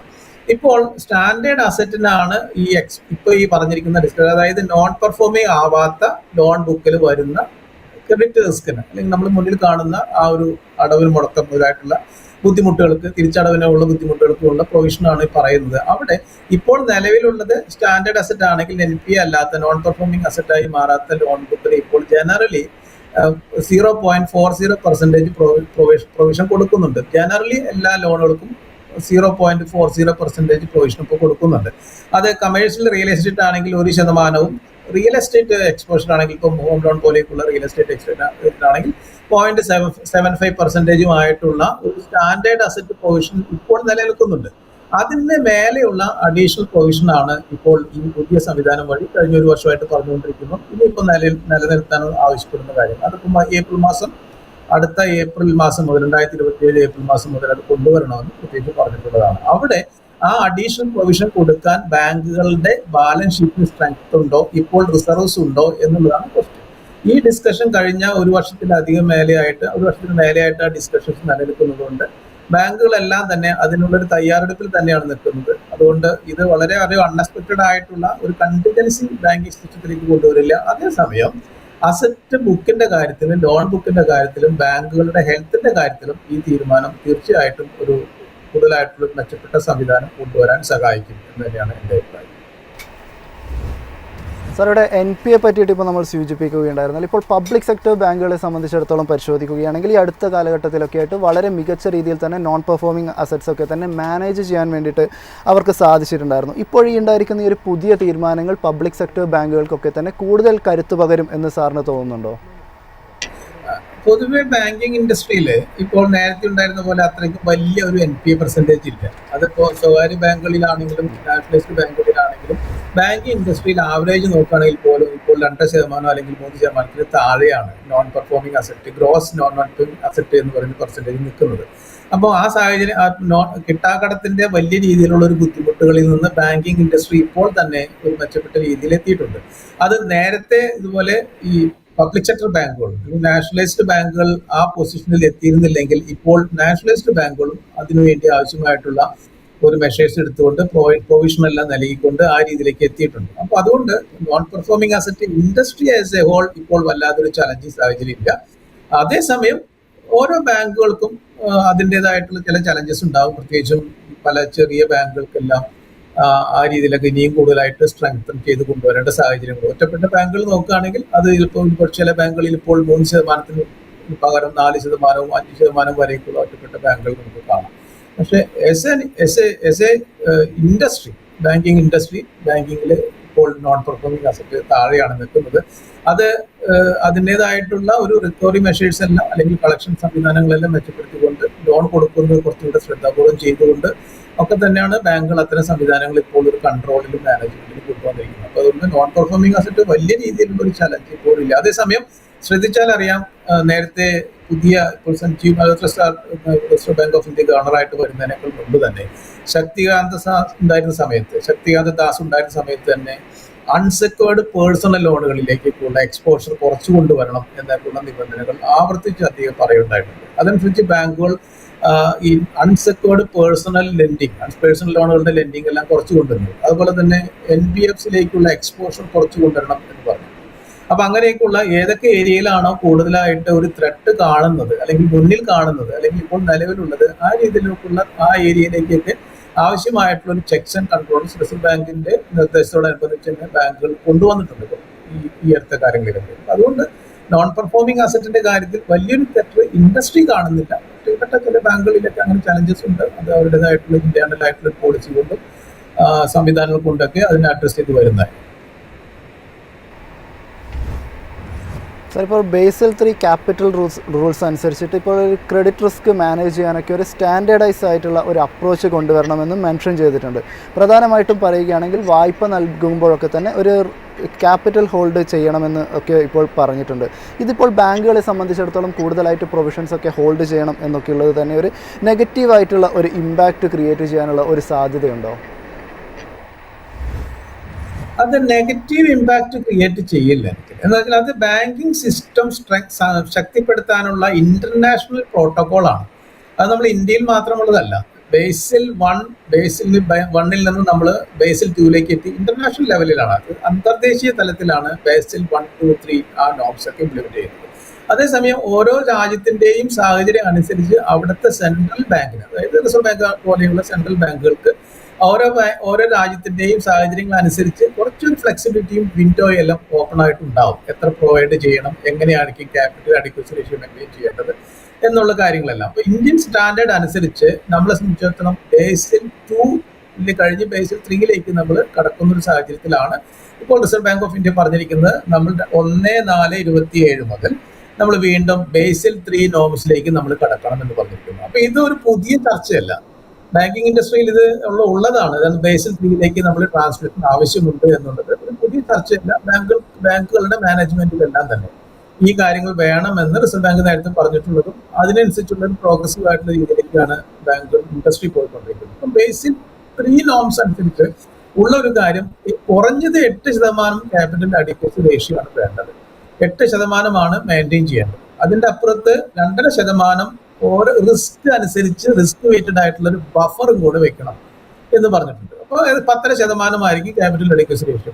ഈ 2.5% എന്നുള്ളത് ഒരു ഇൻഡിക്കേറ്റീവ് നമ്പർ ആയിട്ട് റിസർവ് ബാങ്ക് ഓഫ് ഇന്ത്യ പറഞ്ഞിരിക്കുന്നതാണ്. ഓരോ ബാങ്കിന്റെയും അവരുടെ ഈ ലോൺ ബുക്കിന്റെ ക്വാളിറ്റി അനുസരിച്ച് അതിന്റെ സ്ട്രെങ്തോ വീക്ക്നെസ്സോ അനുസരിച്ച് 2.5% നിന്ന് മേലെ ആവശ്യമുണ്ടായി. പ്രത്യേകിച്ചും ലോൺ ബുക്കിന്റെ വീക്ക്നെസ് അനുസരിച്ച് അല്ലെങ്കിൽ ഓരോ പോർട്ട്ഫോളിയോയുടെയും റിസ്ക് അനുസരിച്ച് 2.5% കൂടുതൽ ആവശ്യമുണ്ടെങ്കിൽ അതും മെയിൻറ്റെയിൻ ചെയ്യാൻ ബാങ്കുകൾ ബാധ്യസ്ഥരാണ്. ഇത് മെയിൻറ്റെയിൻ ചെയ്യണമോ വേണ്ടേ എന്നുള്ളത് ബാങ്കുകൾ തന്നെ തീരുമാനിച്ചാൽ പോരാ. റിസർവ് ബാങ്ക് ഓഫ് ഇന്ത്യയുടെ സൂപ്പർവിഷനും സബ്ജക്റ്റഡ് ആണ്. റിസർവ് ബാങ്ക് ഓഫ് ഇന്ത്യയും പരിശോധിക്കും ഈ 8% മേലെ 2.5% മതിയോ അല്ലെങ്കിൽ 3% മതിയോ എന്നുള്ളത്. അതും ഇതുപോലെ തന്നെ അക്രോസ് ദ ബോർഡ് അല്ല. ലോൺ ബുക്കിൽ മൊത്തം 3% എന്നല്ല, ഓരോ പോർട്ട്ഫോളിയോയ്ക്കും ഓരോ എക്സ്പോഷറിനും ഇത്ര ശതമാനം കൂടുതൽ വെക്കണം എന്നുള്ള രീതിയിലുള്ള ഒരു തീരുമാനമാണ് വരുന്നത്. അപ്പൊ അതുകൊണ്ട് ബാങ്കിങ് സിസ്റ്റത്തെ ഇത് വീക്കൺ ചെയ്യില്ല.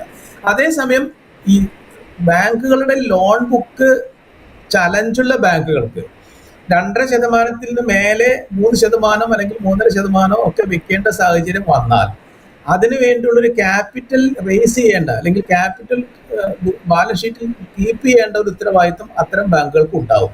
അപ്പൊ ബാങ്കുകളുടെ പ്രവർത്തനങ്ങൾ മെച്ചപ്പെട്ട് കൊണ്ടുപോകുന്ന ഒരു നീഡ് എല്ലാ ബാങ്കുകൾക്കും ഉണ്ടാവും.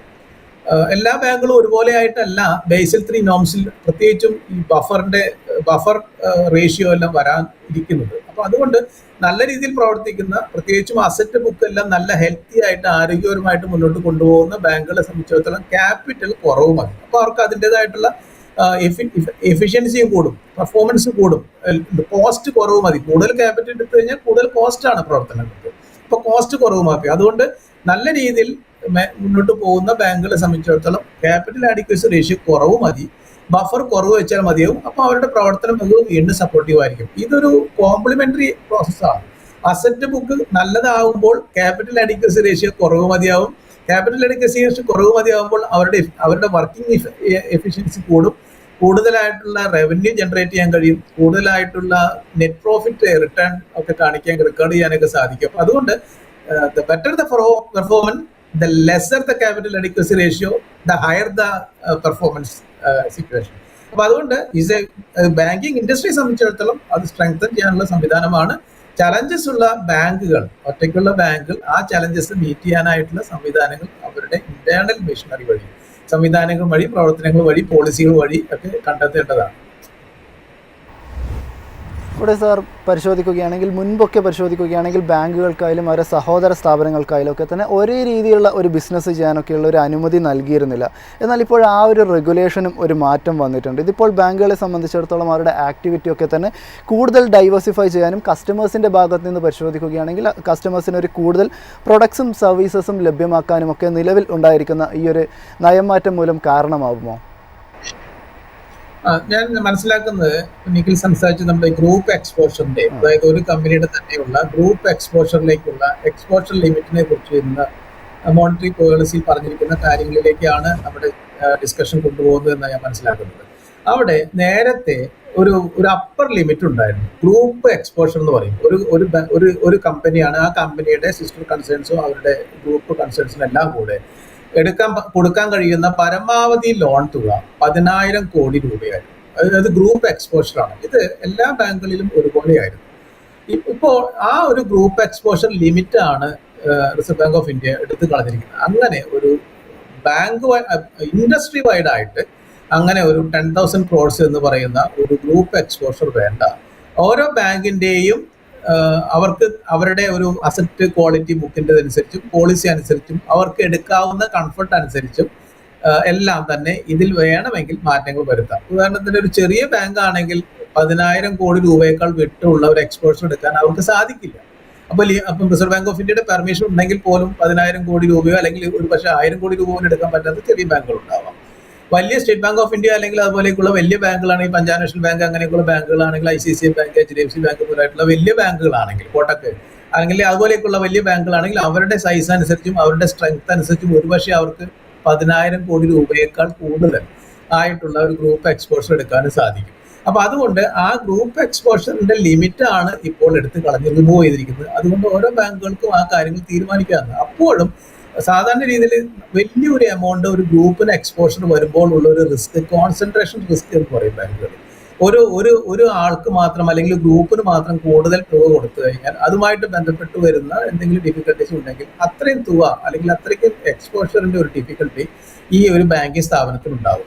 അതുകൊണ്ടാണ് അങ്ങനെ ഒരു ഏരിയയിലേക്ക് മാത്രം, ഒരു ഗ്രൂപ്പിലേക്ക് മാത്രം വലിയൊരു തുക എക്സ്പോഷർ എടുക്കരുത് എന്ന് ഒരു നിബന്ധന ഉണ്ടായിരുന്നു. പക്ഷെ ഇന്നിപ്പം ആ നിബന്ധന നീക്കിയപ്പോൾ പോലും കോൺസെൻട്രേഷൻ റിസ്ക് എന്ന് പറയുന്ന ഒരു റിസ്ക് മെട്രിക്സ് എല്ലാ ബാങ്കുകളിലും ചെയ്യേണ്ടതാണ്. അതൊരു റിസ്ക് മെക്കാനിസത്തിന്റെ ഭാഗമായിട്ട് ചെയ്യേണ്ടതാണ്.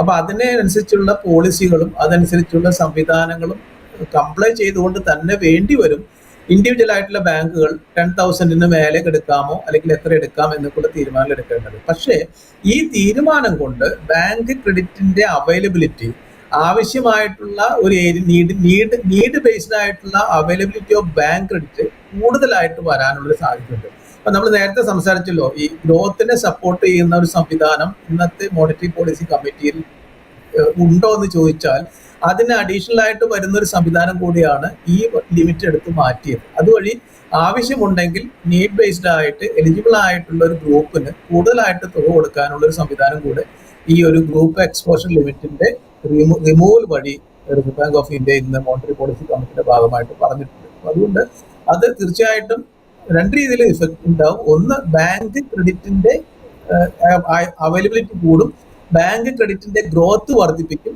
അതോടൊപ്പം തന്നെ ആവശ്യമായിട്ടുള്ള ഏരിയയിലേക്ക്, ഗ്രൂപ്പിലേക്ക് ആണെങ്കിൽ പോലും കൂടുതലായിട്ടുള്ള കൊടുക്കാൻ സാധിക്കും. ഒരു കാര്യം കൂടി ഞാൻ ബാങ്ക് ക്രെഡിറ്റിന്റെ കാര്യങ്ങൾ പറഞ്ഞതുകൊണ്ട് ഞാൻ പറയാൻ ആഗ്രഹിക്കുകയാണ്.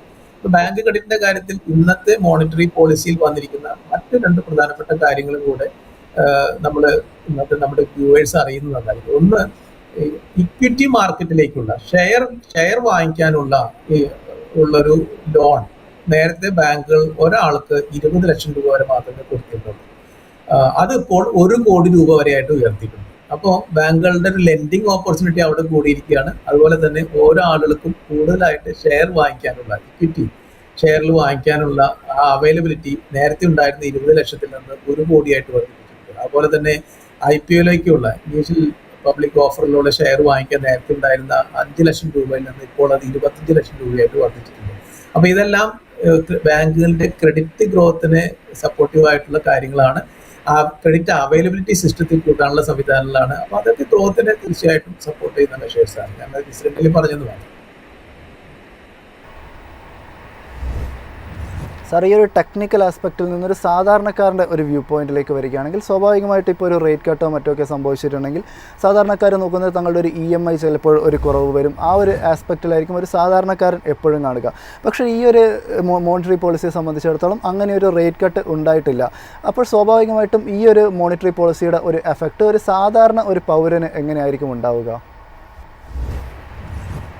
അത് ശരിയാണ്. ഇത്തവണ റിപ്പോ റേറ്റിൽ കുറവ് വരുത്താത്ത ഒരു സാഹചര്യത്തിൽ ഉടനെ തന്നെ ബാങ്ക് ലോണിന്റെ ഇൻട്രസ്റ്റ് റേറ്റിൽ കൂടുതലായിട്ടുള്ള ഒരു കുറവ് പ്രതീക്ഷിക്കില്ല. നേരത്തെ ഉണ്ടായിരുന്ന 100 ബേസിസ് പോയിന്റ്സിന്റെ കുറവിൽ ഇനിയും ട്രാൻസ്മിഷൻ നടക്കാത്തുള്ള കാര്യങ്ങൾക്ക് മാത്രമേ തവണകളിലും മറ്റു പലിശയിലൊക്കെ കുറവ് വരാൻ സാധിക്കുള്ളൂ. അതുകൊണ്ട് നിലവിലുള്ള ലോണുകൾക്കാണെങ്കിലും നേരത്തെ ഉണ്ടായിരുന്ന 100 ബേസിസ് പോയിന്റ്സിന്റെ ഇൻട്രസ്റ്റ് റേറ്റിന്റെ ഒരു ട്രാൻസ്മിഷൻ നടന്നിട്ടുണ്ടെങ്കിൽ അത് തീർച്ചയായിട്ടും ഉണ്ടാവും. അതോടൊപ്പം തന്നെ പുതിയ ലോണുകൾക്ക് ബാങ്കുകൾ ഇൻട്രസ്റ്റ് റേറ്റ് കുറച്ചു കൊടുക്കാൻ തുടങ്ങിയിട്ടുണ്ട്. അതിന്റെ ഒരു തുടർച്ച എന്നുള്ള രീതിയിൽ നേരത്തെ നിലവിലുള്ള റേറ്റുകൾക്ക് അനുസരിച്ച് ബാങ്കുകൾ റേറ്റ് കുറച്ചു കൊടുത്തേക്കാം. പക്ഷേ അതുകൊണ്ട് അങ്ങനെ നോക്കുമ്പോൾ ഈ റീപ്പോ റേറ്റ് കുറച്ചുകൊണ്ട് മാത്രം കിട്ടുന്ന ഒരു പലിശയുടെ ഒരു ബെനിഫിറ്റ്, അതിന്റെ ഒരു അഡീഷണൽ ആയിട്ടുള്ള ഒരു സഹായം ഈ പോളിസിയിൽ നിന്ന് സാധാരണക്കാർക്ക് ലഭ്യമാവുന്നില്ല. അതേസമയം ഒരു കാര്യം ശ്രദ്ധിക്കാനുള്ളത്, സിസ്റ്റത്തിൽ ലിക്വിഡിറ്റി കൂടുമ്പോൾ, ഇപ്പൊ ഞാൻ നേരത്തെ സംസാരിച്ചല്ലോ, ചില മെഷേഴ്സ് വഴിയെല്ലാം സിസ്റ്റത്തിൽ ലിക്വിഡിറ്റി കൂടിക്കൊണ്ടിരിക്കുകയാണ്. GST കുറച്ചത് ഒരു മെഷറാണ്. അതുപോലെ തന്നെ CRR ഇനിയും കുറയ്ക്കാം, ഇനിയും അതിന്റെ ഇമ്പാക്ട് വരാൻ പോകുന്നു. നേരത്തെ ഉണ്ടായിരുന്ന 100 ബേസിസ് പോയിന്റ്സിന്റെ കൂടുതലായിട്ടുള്ള ട്രാൻസ്മിഷൻ സംഭവിക്കാൻ പോകുന്നു. അങ്ങനെയൊക്കെയുള്ള രീതിയിൽ ലിക്വിഡിറ്റി സിസ്റ്റത്തിൽ വർദ്ധിക്കുമ്പോൾ ബാങ്കിങ് സിസ്റ്റത്തിലോ അല്ലെങ്കിൽ ബാങ്കുകളുടെ കയ്യിലോ കൂടുതൽ ഫണ്ട് അവൈലബിൾ ആണെങ്കിൽ അപ്പോൾ ലോണുകൾ കുറഞ്ഞ റേറ്റിൽ കൊടുക്കും. കാരണം ഫണ്ട് ഐഡിലായിട്ടിരിക്കാൻ ബാങ്കുകൾ ആഗ്രഹിക്കുന്നില്ല. കുറഞ്ഞ റേറ്റിൽ ലോണുകൾ കൊടുക്കും. അപ്പോൾ അതും ഒരു കോമ്പറ്റീഷന്റെ ഒരു മത്സരത്തിന്റെ ഒരു കാര്യം കൂടിയാണ്. ബാങ്കുകൾ അതുകൊണ്ട് ബാങ്കുകളുടെ വായ്പയുടെ നിരക്ക് ഇപ്പോൾ കുറച്ചു കൊണ്ടുവരുന്ന ഒരു കോമ്പറ്റീറ്റീവ് എൻവയോൺമെന്റ് നിലവിലുണ്ട്. അതേസമയം നമ്മൾ നേരത്തെ സൂചിപ്പിച്ചതുപോലെ ഡെപ്പോസിറ്റിന്റെ കാര്യത്തിലും ആ ഒരു ചലഞ്ച് ഉണ്ട്. ഡെപ്പോസിറ്റിന്റെ പലിശ ശതമാനം കുറഞ്ഞുകൊണ്ടിരിക്കുകയാണ്. ബാങ്ക്, പ്രത്യേകിച്ചും സീനിയർ സിറ്റിസനൊക്കെ ബാങ്ക് പലിശ ആശ്രയിച്ച് കഴിയുന്ന ധാരാളം ആളുകളുണ്ട്. അങ്ങനെയൊക്കെയുള്ള സാധാരണക്കാരെ സംബന്ധിച്ചിടത്തോളം ഇപ്പോൾ ഈ റിപ്പോ റേറ്റ് കുറയ്ക്കുന്നത് ആ രീതിയിൽ നോക്കുമ്പോൾ ബാങ്കിൽ നിക്ഷേപിക്കുന്ന സാധാരണക്കാരെ സംബന്ധിച്ചിടത്തോളം, പ്രത്യേകിച്ചും മുതിർന്ന പൗരന്മാരെ സംബന്ധിച്ചിടത്തോളം, പലിശ ആശ്രയിച്ച് ആളുകളെ സംബന്ധിച്ചിടത്തോളം അതൊക്കെ കുറവ് വരുന്ന കാര്യങ്ങളാണ്. അപ്പൊ അത് ആ ഒരു പലിശയുടെ തീരുമാനങ്ങൾ സിസ്റ്റത്തിൽ വരുന്നതിന്റെ ഒരു ഇമ്പാക്റ്റ് ആണ്. അതുകൊണ്ട് പറഞ്ഞത് ശരിയാണ്, ഇന്നത്തെ റേറ്റ് അനുസരിച്ച് അതുകൊണ്ട് മാത്രം അഡീഷണൽ ആയിട്ടുള്ള ഒരു മെഷേഴ്സ് ഒന്നും സാധാരണക്കാർക്ക് ഉണ്ടാവുന്നില്ല. പക്ഷെ സാധാരണക്കാർക്ക് ഉണ്ടാവുന്ന മറ്റു 2 കാര്യങ്ങളുണ്ട്. ഇന്നത്തെ പോളിസി നമ്മൾ വിശകലനം ചെയ്യുന്നതുകൊണ്ട് ഞാൻ സൂചിപ്പിക്കുകയാണ്. അതിൽ ഒരു കാര്യം, നമ്മളിപ്പോൾ ഈ ഡെപ്പോസിറ്റിന്, പ്രത്യേകിച്ച് ബാങ്കുകൾക്ക് നേരിട്ട് വഹിക്കുന്ന കാര്യങ്ങളാണ്. ഡെപ്പോസിറ്റിന് ഇപ്പോൾ ഇൻഷുറൻസ് എന്ന് പറയുന്ന ഒരു സംവിധാനമുണ്ട്. ഡെപ്പോസിറ്റ് ഇൻഷുറൻസ്, ക്രെഡിറ്റ് ഗ്യാരണ്ടി കോർപ്പറേഷന്റെ ഇൻഷുറൻസ് കവർ ചെയ്യുന്ന ഒരു സംവിധാനമുണ്ട്. അത് എല്ലാ ബാങ്കുകളും ഇപ്പോൾ അതിന് 0.12% ആണ് അതിന്റെ പ്രീമിയം കൊടുക്കുന്നത്. അതായത് 100 രൂപയ്ക്ക് 12 പൈസ എന്നുള്ള രീതിയിലാണ് എല്ലാ ബാങ്കുകളും ഏത് ഡെപ്പോസിറ്റിനാണെങ്കിലും 5 ലക്ഷം വരെയുള്ള കവറാണ് ഉള്ളത്. അതിന് ബാങ്കുകൾ കൊടുക്കുന്ന പ്രീമിയം 100 രൂപയ്ക്ക് 12 പൈസയാണ്, 0.12% ആണ്. പക്ഷെ ഇപ്പോൾ ഇന്നത്തെ മോണിറ്ററി പോളിസിയിൽ പറഞ്ഞിരിക്കുന്നത്, നല്ല ബാങ്കുകളാണെങ്കിൽ പ്രീമിയം കുറച്ച് കൊടുത്താൽ മതി. അത് ബാങ്കിന്റെ റേറ്റിംഗ് അനുസരിച്ചാണ്. റിസർവ് ബാങ്ക് ഓഫ് ഇന്ത്യയുടെ സൂപ്പർവിഷന്റെ റേറ്റ് അനുസരിച്ചും മറ്റ് എക്സ്റ്റേണൽ ഏജൻസികളുടെ റേറ്റിംഗ് അനുസരിച്ചൊക്കെ നല്ല ബാങ്കുകളായിട്ട് നല്ല രീതിയിൽ പ്രവർത്തിക്കുന്ന ബാങ്കുകളാണെന്ന് റേറ്റിംഗ് കിട്ടിയിട്ടുള്ള ബാങ്കുകളാണെങ്കിൽ അവർ പ്രീമിയം കുറച്ച് കൊടുത്താൽ മതി. അത് ഇൻഷുറൻസിന്റെ ഒരു സ്വഭാവമാണ്. നമ്മുടെ റിസ്ക് കുറവാണെങ്കിൽ പ്രീമിയം കുറവ് മതി എന്നുള്ളത് ഇൻഷുറൻസിന്റെ സ്വഭാവമാണ്. അത് ഡെപ്പോസിറ്റ് ഇൻഷുറൻസിന്റെ കാര്യത്തിലേക്കും കൊണ്ടുവരികയാണ്. ഇങ്ങനെ കൊണ്ടുവരുമ്പോൾ നല്ല രീതിയിൽ പ്രവർത്തിക്കുന്ന ഒരു ബാങ്കിന് ഇത് ബാങ്ക് കൊടുക്കേണ്ട പ്രീമിയമാണ്, ഇത് എടുക്കുന്ന പ്രീമിയം അല്ല. ഈ 12 പൈസയ്ക്ക് പകരം ഇനി നല്ല ബാങ്കാണ്, റേറ്റിംഗ് നല്ലതാണ് എന്നുള്ളതെങ്കിൽ നിങ്ങൾ ഇനി മുതൽ 8 പൈസ തന്നാലും മതി എന്ന് പറഞ്ഞാൽ അവിടെ 4 പൈസ ഈ ബാങ്കിന് സേവ് ചെയ്യാൻ സാധിക്കും. അങ്ങനെ ബാങ്ക് സേവ് ചെയ്യുന്ന ഈ 4 പൈസയിൽ നിന്ന് പലിശ കുറച്ചു കൊടുക്കാനും, ഈ ലോണുകൾക്ക് പലിശ കുറച്ചു കൊടുക്കാനും ബാങ്കുകൾക്ക് സാധിക്കും. അവരുടെ എക്സ്പെൻസ് കുറയുകയാണ്. അപ്പോൾ നല്ല രീതിയിൽ പ്രവർത്തിക്കുന്ന ബാങ്കുകളാണെങ്കിൽ, നല്ല റേറ്റിംഗ് കിട്ടുന്ന ബാങ്കുകൾക്കാണെങ്കിൽ പ്രീമിയം കുറച്ച് കൊണ്ടുവരാം എന്ന് പറയുന്ന തീരുമാനം, അത് തീർച്ചയായിട്ടും അത് ഇടപാടുകാരിലേക്ക് എക്സ്റ്റെൻഡ് ചെയ്ത് കൊടുക്കാൻ പറ്റുന്ന ഒരു ഓപ്പർച്യൂണിറ്റിയാണ്. അതുപോലെ തന്നെ സാധാരണക്കാർക്ക് അനുകൂലമായിട്ടുള്ള മറ്റൊരു തീരുമാനം എടുത്തിരിക്കുന്നത്, നേരത്തെ ഞാൻ ചോദിച്ചതിലേക്ക് തിരിച്ചു വന്നാൽ, നമ്മളിപ്പോൾ ഈ 0 ബാലൻസ് മെയിൻറ്റെയിൻ ചെയ്യാം എന്ന് പറയുന്ന basic savings bank deposit account, BSBD, financial ഇൻക്ലൂഷന്റെ ഭാഗമായിട്ട് നമ്മൾ ചെയ്തിട്ടുള്ള കാര്യങ്ങളാണ്. അവിടെ അവർക്ക് ചില സംവിധാനങ്ങളൊക്കെ കൊടുത്തുകൊണ്ടിരുന്നു ഫ്രീ ആയിട്ട്. ചില കാര്യങ്ങൾ അവർക്ക് കൊടുത്തുകൊണ്ടിരുന്നില്ല. അവർക്ക് ഡിജിറ്റൽ ഓൺലൈൻ ബാങ്കിങ് സംവിധാനങ്ങൾ കൊടുത്തിരുന്നില്ല. അപ്പോൾ ഇന്നത്തെ പോളിസിയിൽ മോണിറ്ററി പോളിസി കമ്മിറ്റിയിൽ പറഞ്ഞിരിക്കുന്ന അവർക്ക് ഡിജിറ്റൽ ഓൺലൈൻ സംവിധാനങ്ങളും കൂടെ ചാർജ് ഒന്നും ഈടാക്കാതെ കൊടുക്കണം എന്ന് പറയുന്ന ഒരു അഡീഷണൽ സംവിധാനം, സഹായം, സപ്പോർട്ട് സാധാരണ ഇടപാടുകാർക്ക് കൊണ്ടുവന്നിരിക്കുന്നതാണ്. അതുപോലെ തന്നെ സാധാരണ ഇടപാടുകാരുടെ മറ്റൊരാവശ്യമാണ് അവരുടെ പരാതികൾ കേൾക്കാനും അത് പരിഹരിച്ചു കൊടുക്കാനുമുള്ള ഒരു സംവിധാനം സിസ്റ്റത്തിൽ ഉണ്ടാവണമെന്നുള്ളത്. ഓൾറെഡി നിലവിലുള്ളതാണ്. എല്ലാ ബാങ്കുകളിലും ഇപ്പോൾ ഇന്റേണൽ ഓംബുഡ്സ്മാൻ എന്ന് പറയുന്ന സംവിധാനം നിലവിലുണ്ട്. അതുപോലെ തന്നെ റിസർവ് ബാങ്ക് ഓഫ് ഇന്ത്യയിലെ ബാങ്കിങ് ഓംബുഡ്സ്മാൻ നിലവിലുണ്ട്. ഈ സംവിധാനങ്ങളെ സ്ട്രെങ്തൻ ചെയ്യുന്നു എന്നും റിസർവ് ബാങ്ക് ഓഫ് ഇന്ത്യ ഇന്നത്തെ പറഞ്ഞിട്ടുണ്ട്. അപ്പൊ അങ്ങനെ നോക്കുമ്പോൾ തീർച്ചയായിട്ടും സാധാരണക്കാർക്ക് സപ്പോർട്ടിംഗ് ആയിട്ടുള്ള മെഷേഴ്സ് എല്ലാം ഇതിലുണ്ട് എന്ന് സാർ അഡീഷണൽ ആയിട്ട്. സർ, കൂടാതെ നിലവിലിപ്പോൾ പരിശോധിക്കുകയാണെങ്കിൽ ബാങ്കുകൾക്കൊക്കെ തന്നെ ക്യാപിറ്റൽ മാർക്കറ്റിലൊക്കെ ഇടപെടുന്നതിന് സ്ട്രിക്റ്റ് ആയിട്ടുള്ള പല നിയമങ്ങളും ഇപ്പോൾ നിലവിലുണ്ട്. ഇപ്പോൾ ചെറിയ രീതിയിലുള്ളൊരു മാറ്റങ്ങൾ വരുത്തുകയാണ്. അതായത് കോർപ്പറേറ്റുകൾക്ക് തന്നെ ഒരു ലോൺ അഗെയിൻസ്റ്റ് ഷെയറും മറ്റൊക്കെ അനുവദിക്കുകയാണെങ്കിലും മറ്റൊക്കെ കൂടുതലായിട്ടുള്ള ഒരു ലിക്വിഡിറ്റി ഒക്കെ തന്നെ കോർപ്പറേറ്റുകളുടെ കയ്യിലും വരും. ഇത് മെർജേഴ്സ് ആയാലും അക്വിസിഷനായാലും ഇൻവെസ്റ്റ്മെൻറ്റിനൊക്കെ തന്നെ വലിയ രീതിയിലുള്ള ഒരു സപ്പോർട്ട് നൽകും. ഈ ഒരു രീതിയിലേക്കുള്ള ഒരു മാറ്റത്തിലേക്ക് വരികയാണെങ്കിൽ സ്വാഭാവികമായിട്ട് റിപ്പോ റേറ്റിനെ ബന്ധപ്പെട്ടിട്ട് അല്ലാതെ തന്നെയുള്ള വേറെ ഒരു ലിക്വിഡിറ്റി ക്രിയേഷൻ മെഷറായിട്ട് കൂടി മാറില്ല. ഇതിനെ സംബന്ധിച്ചിടത്തോളം സാറിൻ്റെ ഒരു ടേക്ക് എന്താണ്?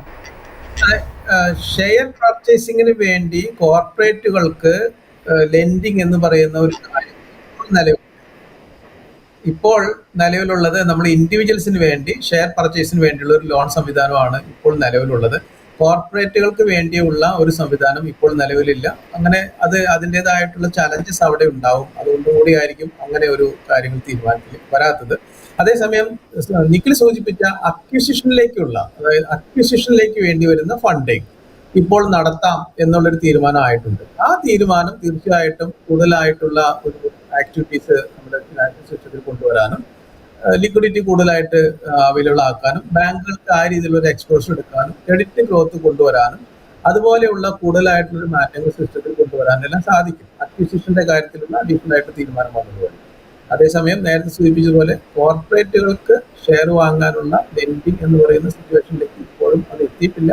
അത് റിസർവ് ബാങ്ക് യുക്തമായ സമയത്ത് അതിനെക്കുറിച്ചൊരു ഡെലിബറേറ്റ് ചെയ്തിട്ടൊക്കെ തീരുമാനം എടുക്കുമെന്ന് പ്രതീക്ഷിക്കുക. അതിൻ്റെതായിട്ടുള്ള കൂടുതൽ വെല്ലുവിളികളും ചലഞ്ചസും ഉള്ളത് കൊണ്ടാണ് അങ്ങനെ ഒരു തീരുമാനം ഇതുവരെ എടുക്കാത്തത്. Thank you so much Babu sir, നമ്മളോടൊപ്പം ഇത്രയും നേരം സമയം ചെലവിട്ടതിനും മോണിറ്ററി പോളിസിനെ സംബന്ധിച്ചിടത്തോളം ഇത്രയും ആഴത്തിലുള്ള ഒരു അവലോകനം നടത്താനും നമ്മളെ കൂടെ ഉണ്ടായതിന് നന്ദി പറയുന്നു. നിലവിലെ ഒരു വിപണി കൂടി പരിശോധിക്കുകയാണെങ്കിൽ നിലവിലിപ്പോൾ നിഫ്റ്റി 50 പരിശോധിക്കുന്ന സമയത്തും ഒരു കുതിപ്പുണ്ടാകുന്നു. 0.5% മുകളിലുള്ള ഒരു നേട്ടം ഇപ്പോഴും തുടർന്നുകൊണ്ട് 24,768 എന്ന് പറഞ്ഞൊരു നിരക്കിലാണ് നിഫ്റ്റി 50 നിൽക്കുന്നത്. നിഫ്റ്റി ബാങ്ക് പരിശോധിക്കുകയാണെങ്കിൽ 1% മുകളിലുള്ളൊരു കുതിപ്പ് രേഖപ്പെടുത്താൻ വേണ്ടിയിട്ട് നിഫ്റ്റി ബാങ്കിനും സാധിക്കുന്നുണ്ട്. സെക്ടർ വൈസ് പെർഫോമൻസ് പരിശോധിക്കുമ്പോഴും വളരെ മികച്ച രീതിയിൽ തന്നെ നിഫ്റ്റി ഫൈനാൻഷ്യൽ സർവീസസും നിലനിൽക്കുന്നു. 1.25% നേട്ടം. നിഫ്റ്റി മീഡിയയെ സംബന്ധിച്ചിടത്തോളം ഒരു മികച്ച ഒരു റിക്കവറി ഇന്നുണ്ടാകുന്നു. 2.5% മുകളിലുള്ളൊരു നേട്ടം നിഫ്റ്റി മീഡിയയുടെ ഭാഗത്തു നിന്നും ഉണ്ടാകുന്ന ഒരു കാഴ്ചയാണ്. ഇതോടുകൂടി തന്നെ നമ്മുടെ ഇന്നത്തെ മാർക്കറ്റ് ബ്രേക്കിൻ്റെ സെഷൻ ഇവിടെ വൈൻഡപ്പ് ചെയ്യുകയാണ്. മാർക്കറ്റ് അപ്ഡേറ്റ്സും മറ്റു പ്രോഗ്രാംസുമായിട്ട് വീണ്ടും കാണാം. അതുവരെ നന്ദി, നമസ്കാരം.